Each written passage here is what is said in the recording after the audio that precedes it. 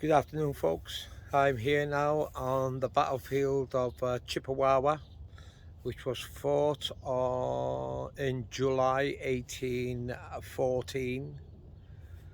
Just arrived here with a wife, and going to make a little tour here now. It was fought with the British, Canadian, Aboriginal forces of 2,000 and against the American force of 3,500. And the battle, it was an open engagement for the Battle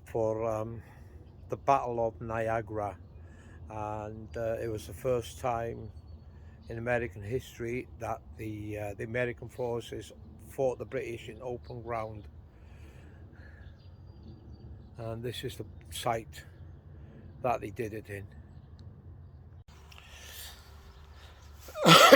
Good morning, folks. I'm on the battlefield of Chippawa here in Niagara, and there was a big battle fought here between the Americans, the British, the Canadian and your Aboriginal forces. The British had approximately about 2,000 men. That is British, Canadian and the Aboriginals, and the American had 3,500, and Aboriginals were with them in that direction. It's Niagara. Behind me is where the American forces were.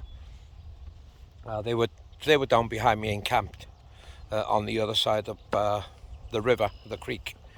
The British forces came down from Niagara and crossed over the Chippawa Bridge and came through the woods and everything else, and the redcoats came marching on the field.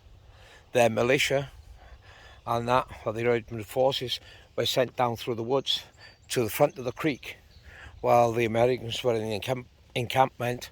They were in their grey uniforms, apparently training for rehearsing for the 4th of July. The battle was on the 5th, and the British opened fire on the Americans while they were doing the training and everything else. And the Americans, their militia, counter-attacked and pushed the British back through the woods, back up into this direction towards Niagara. As they were pushing the British, they seen a line of redcoats approaching in the field. They turned round and went back and told their flipping commander, I think it was Major General Brown, who was in charge of the Americans, and he quickly got his forces together and brought them out into the field. And it's the first time the American forces fought the British in open ground and in line. It was the first time the Americans had done that in their history. They fought it like the British fought the French in Europe. The Americans had advanced towards the British, and they stopped. They put some firepower down, and then the British advanced. Then the British Red Line advanced towards the Americans, and the British set off one volley of musket fire, and they advanced towards the Americans because they were going to go into bayonet fighting. Major General Brown seen this, and he got his flanking companies to run around to the side of the British, and once they got there, they put some suppressive firepower down. They ended up about 75 yards from each other. The musketry, the accuracy of the musketry can fire up to 300 meters, but a close proximity of 75, they were very accurate.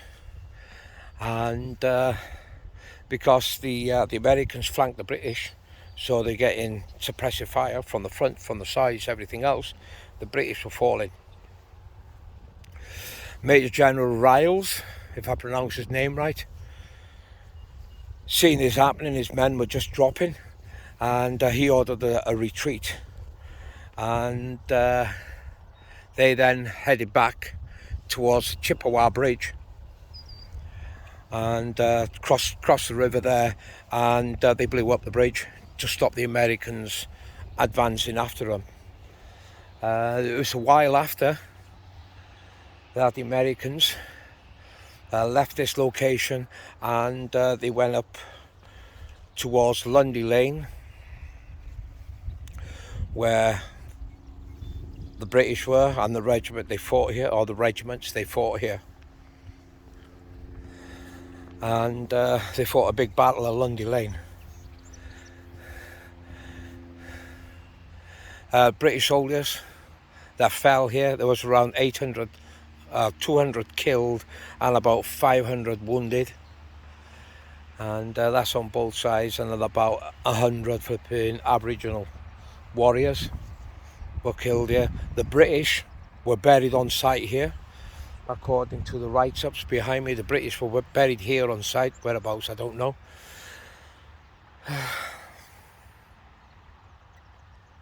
It's a nice quiet place.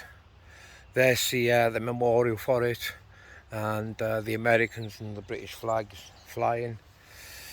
It's quite surreal to imagine 5,500 men here fighting, and I'm stood here where the bodies lay. The ground was soaking in blood. It was the first major campaign for the Niagara campaign. Lundy Lane, well, that was the bloodiest battle in the War of 1812. The British and Americans fought like hell. Literally fought like hell. It's for the hill. It was a cemetery. And they fought all day. And on Lundy Lane, it was the bloodiest battle in 1812, like I just said. Nobody gained anything. British didn't gain any ground. The Americans never gained any ground. The casualty rate in wounded and dying was so high on both sides that the American general in that battle seen that he wasn't getting anywhere, so they ordered the retreat. And was there any winners on Lundy Lane? Not really, because the Americans retreated, the British stood ground, and the battle was over. There was no ground gained or anything on both sides. The British class it as a victory, the Americans class it as a victory, but really there was no winners. But in the Battle of Chippawa, the Americans kicked butt. They had the American regulars going against the British regulars, and the Americans kicked butt. They beat the British, made them retreat back to Lundy Lane, and the Battle of Chippawa was an American victory. And for me to come here, it's amazing. It's amazing. It's amazing just to know what happened here, and walking this, for me, is hallowed ground. That a big battle raged here. All young men dying. It's an honour to be here, to be honest. It's so quiet, and you know, it's so vast. It's so vast.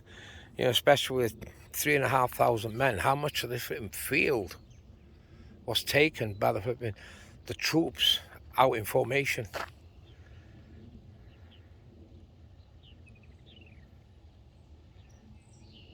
It's awesome. It's awesome. It really is awesome. And it's been a pleasure for me to come here and visit this place. I'm at awe by it. Really am. And to actually set foot here, where they fought over 150 years ago, it is a pleasure. Basically, being an ex-British soldier, I salute on both sides. Okay, my salute's a bit crap, but I salute both sides. Anyway, folks, I'm going to cut you loose now. My wife is waiting for the car. This is the battlefield of Chippawa, 5th of July 1814. May they rest in peace.